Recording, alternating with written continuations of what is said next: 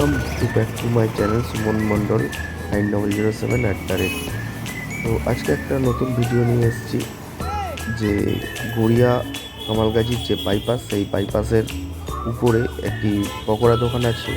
পকোড়ার দোকানটা ঠিক near Pepsi কোম্পানির অপোজিট দিকে।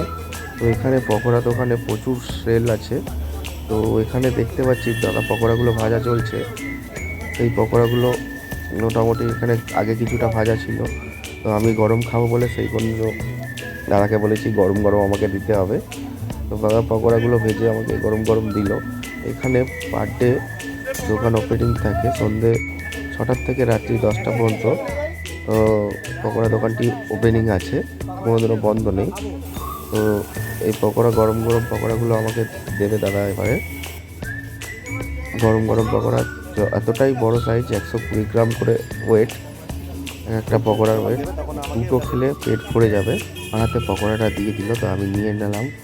এখানে এতটাই ভিড় থাকে যে বলার মতো না। তো আমি ওই জন্য দেখালাম যে হাটে প্রচুর ভিড় থাকে, একটা বাইক গলার মতো জায়গাটাকে না।